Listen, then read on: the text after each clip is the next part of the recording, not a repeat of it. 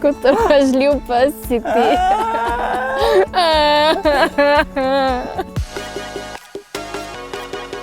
Vsi smo že kdaj Bogu iza nogu ob cesti srečali kakega potepušega, odvrženega ali pa sam izgubljenega psa. Zdaj lahko, da so ga zapustili, lahko, da je potomec kakega volka, pa je že cel life živel v hosti, ampak največkrat se zgodi, da ljudje v odmaknjenih krajih pse naložijo v avto in jih odvržejo Bogu iza nogu.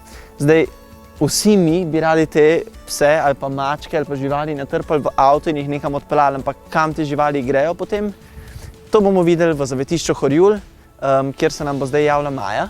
No, te kužki so ful razigrani in igrivi, tako da po mojem tlele res uživajo, ne? In mi je ful všeč, da je v naravi tole in obdano z ljubeznijo.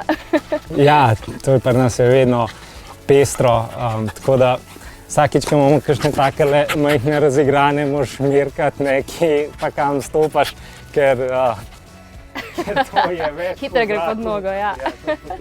In koliko imate kužkov pa muck? Ja, pri nas smo praktično vedno tam vsaj 20 kužkov, pri muckah je pa odvisno od letnega časa. Zdaj spomlad se začne, bom rekel, ko se začnejo mačke goniti, potem pozna pomlad, polet pa zgodnja jesen, smo hitro tam 60, 70, 80 mačk. Kar se pri psih tiče, je pa tako, da imamo praktično vedno jih vsaj 20, če ne še kakšnega več. Je pa spet odvisno, katero obdobje v letu gre, glede na to, kdaj psice kotijo.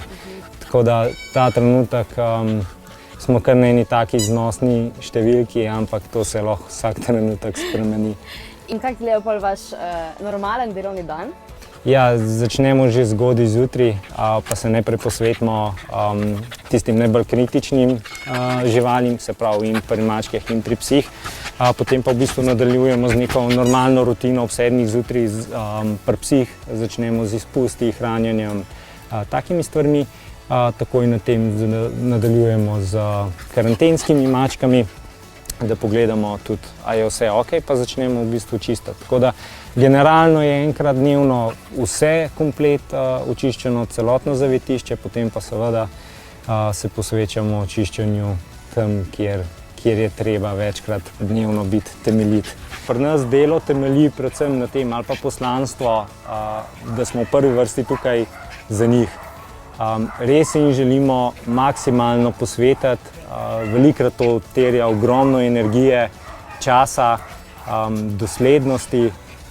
Treba je vedeti, kaj početi z njimi, ker je vsak od njih čisto svoj in karakterno in svoje specifične potrebe ima. Tako da, ker nam ljudje pravijo, mi bi hodili na obiske, mi bi prišli kužke gledati, mi si po eni strani želimo, da bi lahko prikazali ljudem, kaj vse pravzaprav mi tukaj počnemo. Mi moramo dosledno upoštevati veterinarsko-higienski red, zaradi tega, da ne prihaja do prenosa kakšnih bolezni ali pa vnosa bolezni. In v tej meri v bistvu prosimo vse, da sledijo našim navodilom, napotkom, da so pozorni na to, kaj kdaj objavimo glede obiskov, da si preberejo, recimo, ukolikor se zanimajo za posvojitev, kako poteka posvojitev, to najdejo na spletni strani. Tam tudi najdejo recimo vse kužke, ki iščejo nove domove in pri katerih ni status v karanteni, torej da že išče nov dom. In kužki in mucki imajo to napisan, tam se nahaja posvojitveni vprašalnik. In ko dobimo morda očitke, da zakaj te vprašalnike sploh potrebujemo, ne, v bistvu se gre za to, da nekako skrajšamo ta postopek, ali je nek kuža primeren za nekomu ali pa mucak. Ne. Tako da to je izključno zato, da vidimo, a je v prvi vrsti to ali ni to, kar nekdo išče.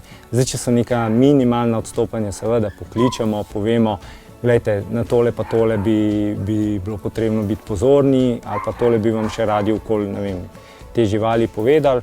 Tako da to so take stvari, no, na katere v bistvu nekako polagamo upanje, da bodo ljudje razumeli, zakaj nam je pomembno, da lahko vse te stvari za njih naredimo.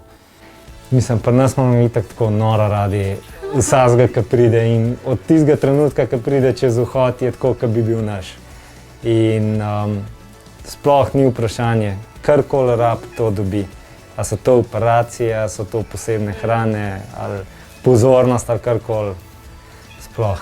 Kako se carta? Ni vprašanje. Ja, to je pa ful fascinantno, ker tam na čas, ko kdo pride pač na poslovitveni razgovor, ko pol noter gleda, ker reče, jaz to sploh ne morem verjeti, kako se vam štekajo muce. Ampak, ja, pač zgodno socializacijo imajo ful dobro, z njimi smo non-stop, dost imajo prostora, da se umaknejo, skozi imajo neko interakcijo. Vsak ima svojo hišico. Ma ja, blazince, hišice, igrač milijon. Ja, tako da, ja, kaj še ni tudi težko kategornik. Tako, jaz sem svoj del zaključila in moram reči, da sem čisto navdušena, tle so živalice res tako polne ljubezni in vse se cartajo in lahko si tukaj en teden bi lahko bila noter, pa mi ne bi bilo še dost.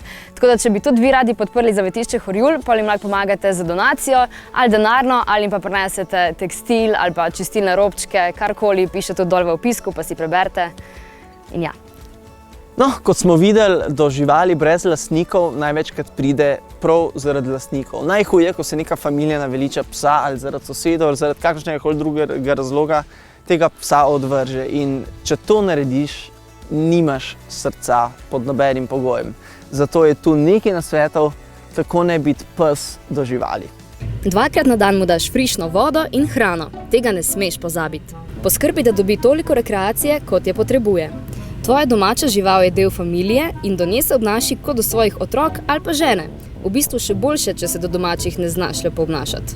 Pes je tvoj najboljši prijatelj, ne glede na vse ti bo vedno stal ob strani, zato mu moraš ti še bolj stati ob strani, ves cajt. Ko se počuti slabo, se pogovori s svojim psom.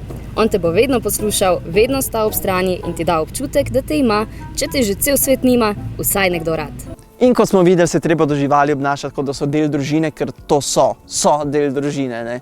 In bolj, kot da se grdo obnašamo do živali, pa da ne znamo pomagati, da pridemo do kakšnega zavetišča, prinesemo stvari, ki jih rabijo, doniramo brisače, tekstil, denar, konec koncev, ali pa pridemo posvojiti žival, ki si tega res želi, ki je v kletki in ki rabi topline in ljubezni, ker sam to rabi. Ne rabi slabe volje, ne rabi stresa, rabi ljubezen in rabi toplino.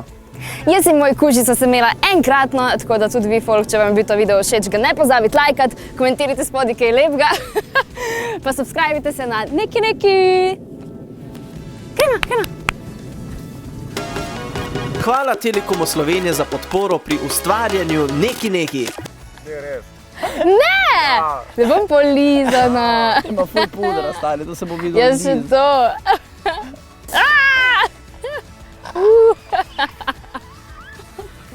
Ok, zdaj se lahko še malo predstavimo, pa še kje druge.